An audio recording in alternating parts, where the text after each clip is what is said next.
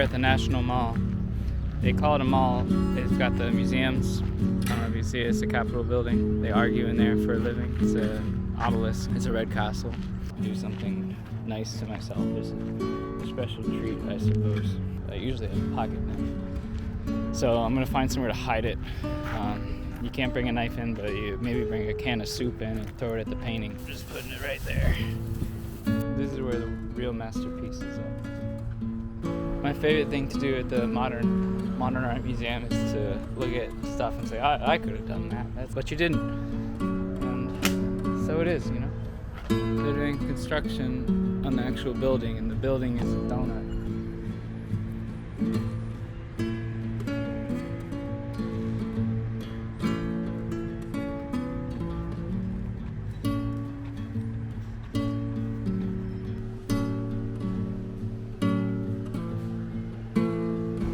One thing that never changes is these very large words. This one really stuck out to me because I'm going bald.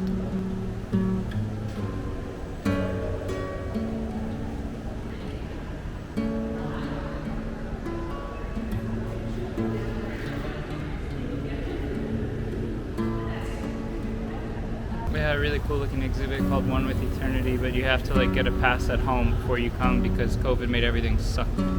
I could have joined these two bikes and wrapped them with string, but I didn't.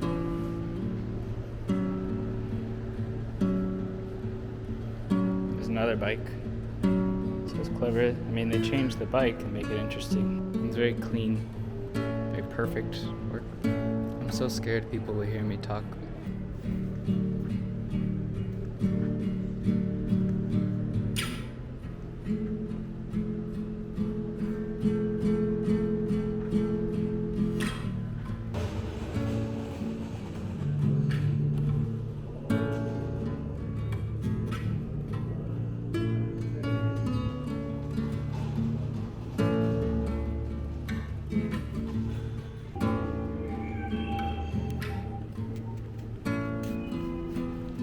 Laurie Anderson. She the wonderful song "Oh Superman," and I really love that song.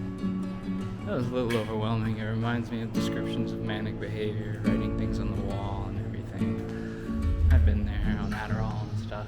It reminds me of that non-stop propensity to create, regardless of whether you're creating has substance or not. You're just purging it out of yourself just to get it out, and some of it's brilliant and some of it's meaningless jargon that you have to get through to get to the brilliance.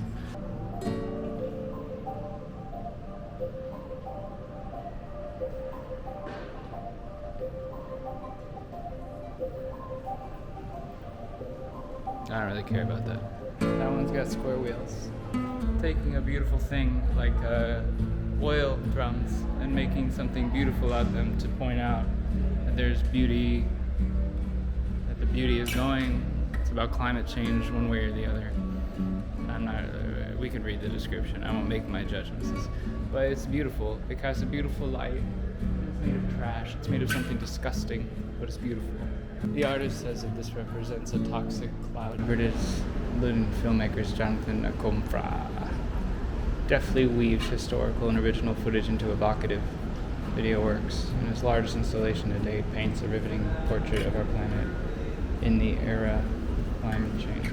Across 6 screens, Afuma tells a story of Anthropocene, the present geological age in which humans have massively reshaped the environment. The artist shot footage in Alaska, French Polynesia, Greenland, and other ecologically fragile locations, capturing anonymously figures posed in striking landscapes. He intercut these meditative scenes with archival images of oil rigs, coal mines, and polluted lakes, as well as factory labor, political movements, and human birth and death. The video's non-linear structure and resonant soundtrack, which blends historical recordings, original music, and spoken word, evoke the interconnectedness of humans and the natural world.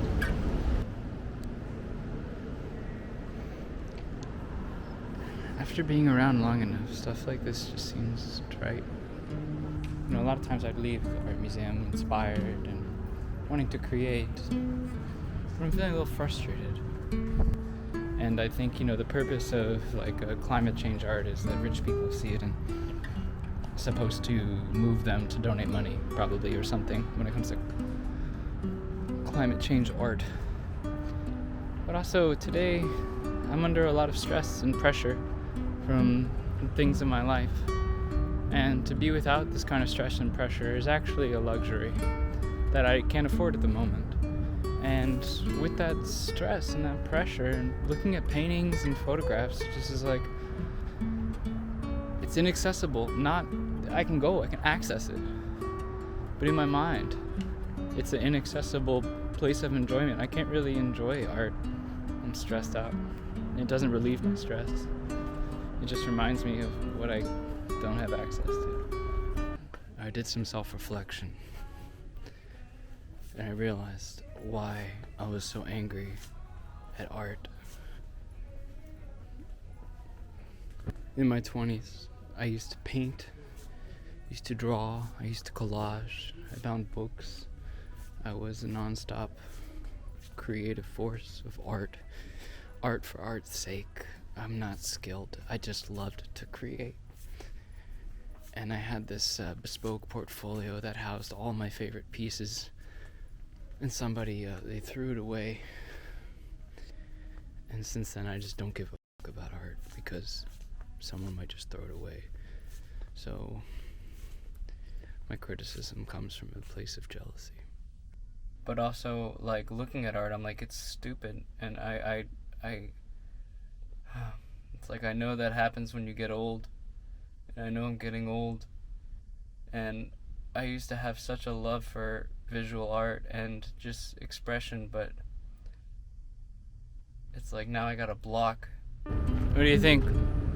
Should I storm it? It looks like someone goes around and picks up every little thing that's dropped. There's nothing to find on it. Desolate on a Thursday afternoon, nothing going on the mall. It's just a big lawn. It's just grass and gravel. It's an empty space between buildings, between very large and important buildings. I'm sorry if it wasn't very fun. I found something. Right here is an orange that's been eaten really weirdly. A squirrel must have eaten this orange. No human would do this. Oh, I found something else. This is a piece of a water bottle. Somebody's not doing their job on the mall if I'm finding trash on it. I gotta get it on the payroll, tax deduction, federal benefits for the work I'm doing. That's just a paper towel. You can't pick it all up. You can pick up some. I think what frustrates me a little about the art world is that it all is so... Right here, we have a hair tie. Nothing weird about that. We're gonna pick it up and throw it away. But just over here, about 18 inches from that hair tie, it's an identical hair tie. Look, a starling. Fly tyers use their feathers for tie flies. They're beautiful. Here's a line in the sand. My guess is is a pole. They're leaning on this pole on the phone.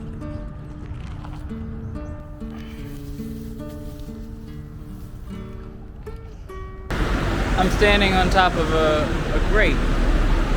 What I found here is actually something pretty special, I think. Right there, that's a pearl. It's made of plastic.